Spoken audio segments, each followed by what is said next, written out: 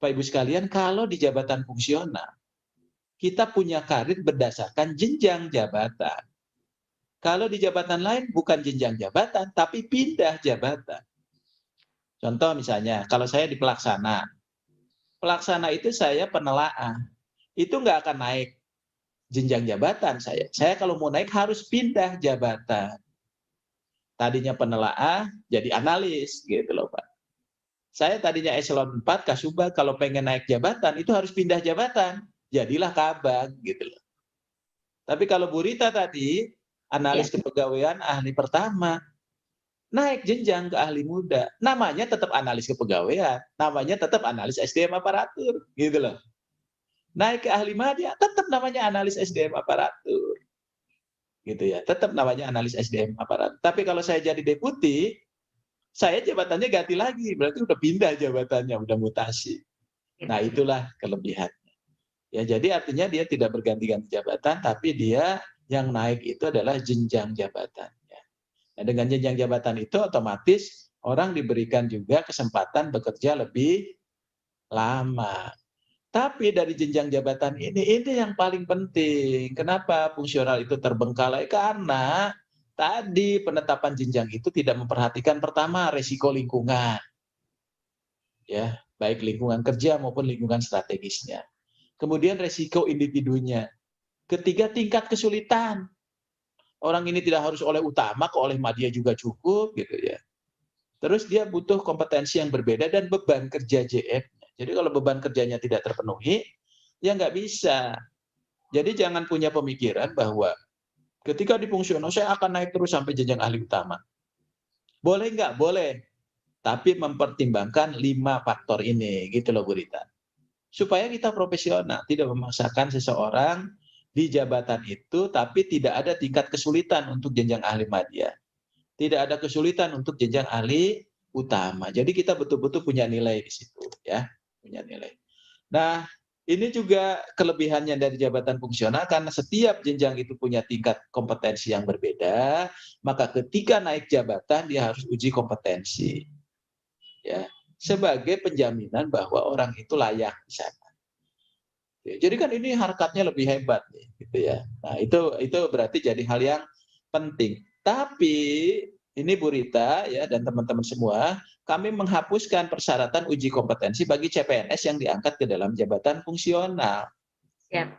Karena ini kontra dengan kebijakan kita sendiri. Orang dia baru masuk kok diuji kompetensi dan dia formasinya itu analis kepegawaian misalnya atau dokter. Nanti kalau nggak lulus uji kompetensi berarti nggak jadi fungsional dong. Padahal formasinya itu ini bertentangan.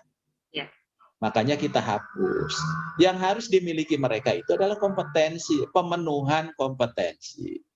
Setelah dia duduk, maka penuhilah kompetensinya supaya dia lebih kompeten di bidangnya. Gitu ya. Nah, ini barangkali juga penting. Nah, oleh sebab itu, Bapak Ibu sekalian, ketika duduk di JF ini, maka sistem karir kita menjadi luas.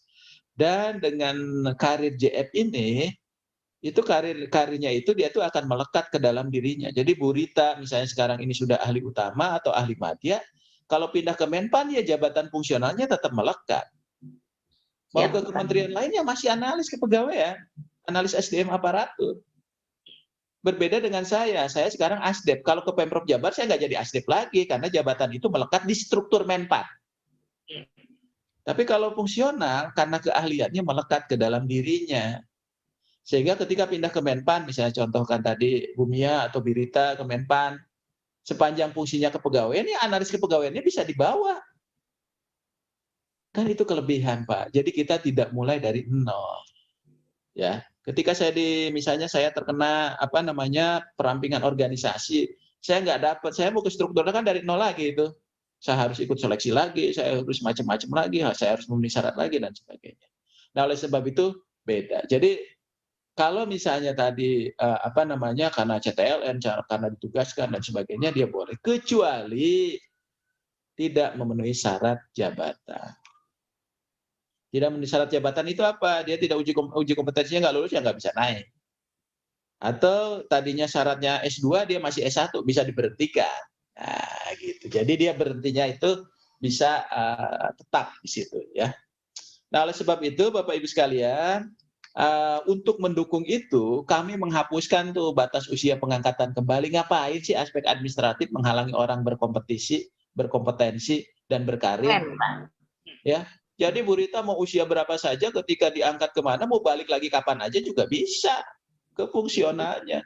Dulu ada 50, 54, saya bilang, aduh, ini kok administratif menghalangi orang berkarir sih di fungsional, padahal dia dulunya sudah fungsional. Itulah yang menyebabkan salah satunya kita kekurangan guru barangkali setelah saya telaah, Bu Rita. Jadi guru-guru itu jadi kepala dinas, jadi ini, mau balik lagi jadi guru dia nggak bisa karena usianya sudah lebih dari yang dipersyaratkan. Sekarang kapan aja boleh. Kalau ada seorang guru jadi kepala dinas pendidikan, jadi kabag pendidikan, kalau balik harusnya jadi guru yang hebat. Harusnya ya, jadi guru yang hebat karena dia sudah punya pengalaman lebih banyak. Jadi banyak nih yang kita hapuskan. Termasuk nomenklatur. Dulu itu nomenklatur jabatan fungsional, analis kepegawaian dan angka kreditnya itu nggak mencerminkan nomenklatur. Iya. Kalau jabatan ya analis kepegawaian aja, angka kredit itu cara menilainya. Ini makanya dulu itu dari sisi nomenklatur aja sudah didiskriminasi gitu ya. Ya, seolah-olah beda kalau saya jadi kabag kepegawaian ya kabag kepegawaian aja. Saya enggak tuh jadi kabag kepegawaian dan SKP-nya, kan enggak. Ya. Kalau mau konsisten ya kayak begitu. Jadi artinya hal-hal yang seperti itu sudah kita hapuskan. Nah, dengan demikian maka Bapak Ibu sekalian, karena basis kita adalah kompetensi, ya, maka fungsional bukan berarti tidak harus punya manajerial. Ya. Ini kewajiban bagi seorang aparatur sipil negara memiliki kompetensi manajerial, teknis, dan sosial kultural.